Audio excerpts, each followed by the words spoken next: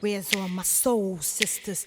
Let me hear your flow, sisters. Hey, sister, go, sister, soul, sister, flow, sister, hey, sister, go, sister, soul. Hi, Colorado Springs. Welcome to the school edition of Sold Sistas. Ooh. Awesome. I'm Amanda Zuniga. I'm Heather McKitty. All right. So today we're actually going to talk about school boundaries, open enrollment, and commute realities.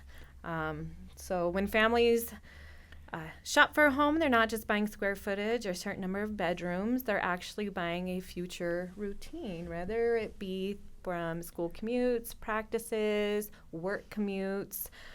So today we're going to break down how to decode school boundaries, open enrollment, and commute realities so you can buy with confidence and less confusion.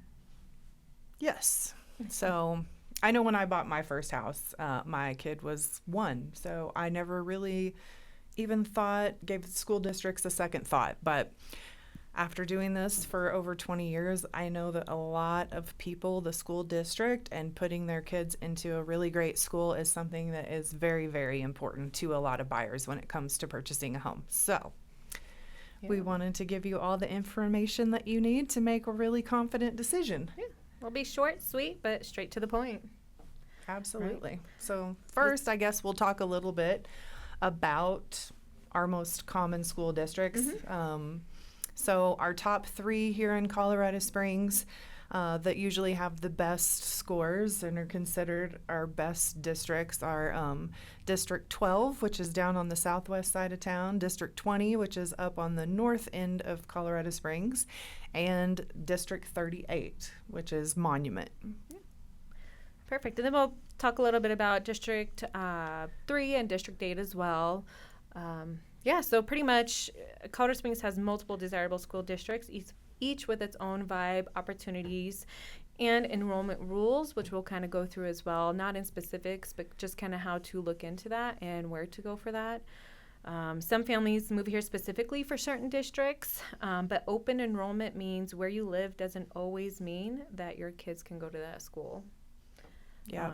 And, just because it's not in your top 3 school districts, we have some really amazing schools around Colorado Springs that are part of the other districts. For instance, D11 is huge. It encompasses like a really, really large portion of the city. So you have lots of schools within that district. Some are better than others. So do your research. We'll give you some resources to use in doing that. But like I said, as a general rule, if you're just kind of curious, if you've been looking in Colorado Springs and you kind of have a general area in your mind, like I said, D11, that's pretty centralized. It is, yeah. Out east, we've got District 49. Yeah. Over on the west side. And just be open-minded that maybe you want your kids to go to a certain district, but you can't afford a house in that district. You can always buy in a different area. Just make sure that you're being cognizant and you know when open registration starts, you call the district and you kind of see how their enrollment works so you could be on top of that because spots aren't guaranteed even if you do live in the district. Yeah. Neither one of our kids actually go to the school that's in the district where we live. So we're very experienced with that. I think some big things to keep in mind if you are opting to put your kids in a different district than where you live is just pay attention to commute times, right? Yeah, so that's huge, yeah. It's not just dropping them off in the morning and picking them up in the afternoon because once they get old enough to start all those after-school activities, you've got that, you've got games, just different things. So and you got to think about rush hour. Like Heather points it out, as far as if your kids are doing after-school sports or say they may be in band or choir, well, say the band or choir event doesn't start till 6 p.m. Well, you're going to go pick them up, bring them home. They're going to eat dinner, get ready. Then you're going to take them back down there. And then you guys are going to come back home after the event. That turns into like an hour itself. So just making sure that you're aware of the time constraints that you do have and being willing to commit to that or have something planned for that. Yeah.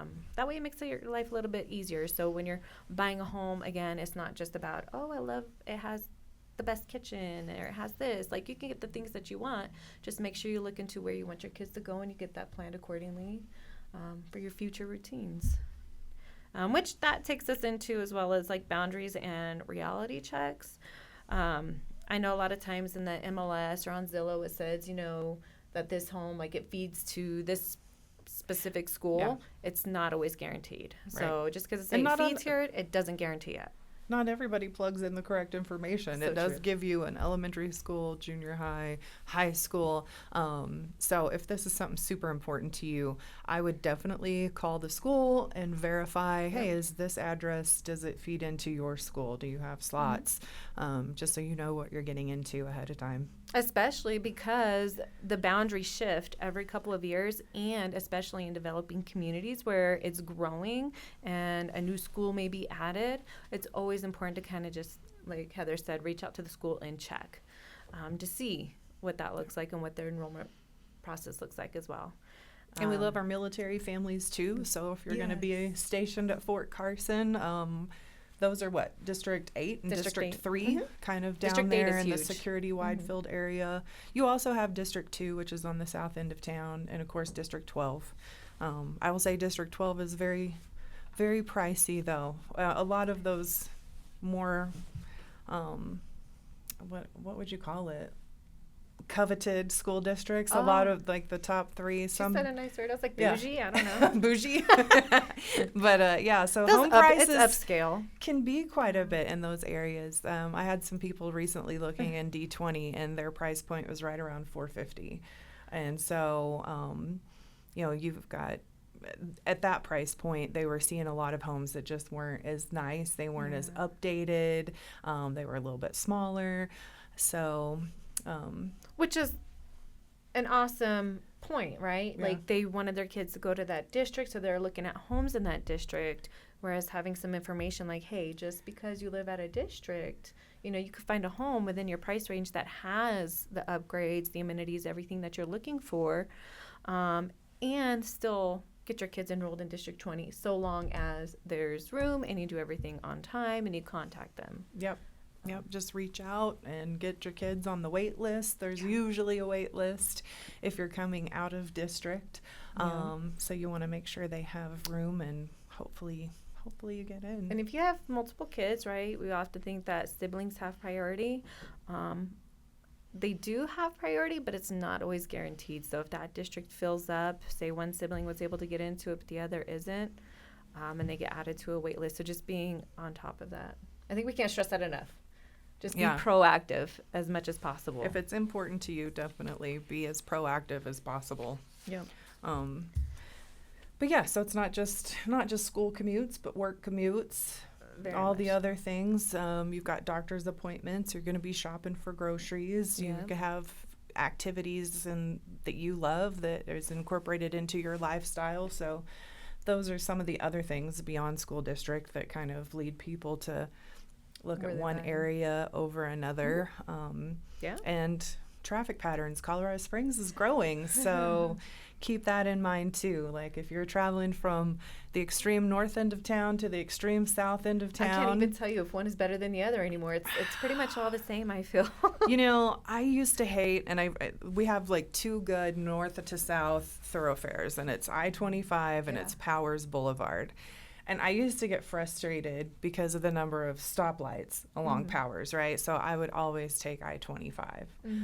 But now, I swear to you, it's not, you don't even, it's not even specific to rush hour anymore. I feel like anytime I get on I-25, like it's a roll of the dice. It really is. It, Yeah, because it am could I- be noon, and I'm like, where's all this traffic going? Is it going to be easy or is it going to take forever? And sometimes, like, I used to take Union because Union is a great way up, but even now that's gotten pretty busy as well. So, yeah, just being well aware of the area, the commutes, which avenues you need to take to and from school, to and from home, to and from work, and wherever your doctors may be. Yeah. And we can tell you too, like where the growth is. So there's a lot of new construction going on, sort of like in the Wolf Ranch communities. And that's in District 20. They're still building in Flying Horse, Yep. right? Down in District 8 too. District 8 Yep. is booming. We are growing exponentially right now, which is a lot to do with, we are a military community. We have Fort Carson right there, as well as District 3. They kind of all just bleed together. It's growing a lot. Yeah, District 49 is growing a lot too. There's a lot of communities that are have moved a little bit further east. So that's another one where you can find a lot of new construction if new construction is your thing. And I didn't mention Manitou. I mean, Yeah, Manitou's a big one. And people love Manitou, and they love the schools over in Manitou. They kind of do some different things, I think, like having the kids work in their community garden and stuff like that, I which do is love those. fun. Yeah. So, yeah. And then I would say most of these school districts that we actually talked about, all of them pretty much do have close proximity to trails and amenities and stuff like that. I would say most of the districts have access to a lot of those. It just depends on where you want to be, what price range you can afford. And you don't always, like I said, have to buy in the district that you want them to go in. I think that's really important for people to know, because I think that's what we tend to focus on. And we have a lot the of really most. great charter schools Yeah. in Colorado Springs too. So, that was one thing that they just redrew the boundaries. So the Vanguard School, I think it's one of the top schools in the whole country as far as how they Pretty perform amazing. and the way their kids test and things. So that used to be in District 12. Now it's in District 2, Yes. which doesn't have the best reputation. So I think it's amazing that there's now like a really, really phenomenal great school there. school that's within that district. Yeah. But the Vanguard School as well it's in high demand. So Yeah. reach out and get your kids on the wait list. Yeah, because early. there is a wait list for that. Yeah. Yes. Absolutely. But yeah, we have a lot of great schools here. So we're going to put a PDF that you can access in the comments, and that's going to have basically like the top 3 schools in each district across Colorado Springs. And if you're looking for homes on acreage, we'll also have a breakdown of like the smaller rural districts that are way out east.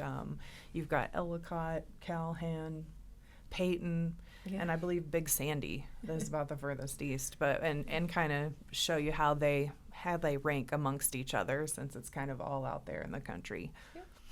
Yeah, and if you're still unsure, you don't find what you're looking for, always reach out. We'll do what we can to try to help you, try to guide you, and give you information of where to go, where you can find this, to try And to we help. also have links to I can't think of the name of the website, but it's like the School View website. Okay. So, like I said, say there's a particular school that you're questioning, would like to know more information about, you can go to that website and just plug in the school name and get some more information about how they perform.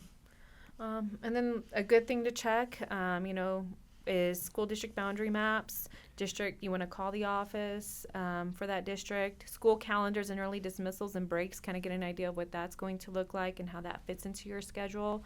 You want to kind of Google map. You can use Google Maps, Waze, and kind of get an idea of how long it takes to get to each thing, so you can have that when you're looking at homes and keep that in the back of your mind, because an hour a day is, time is probably the most precious currency that we do have. So Absolutely. and then also I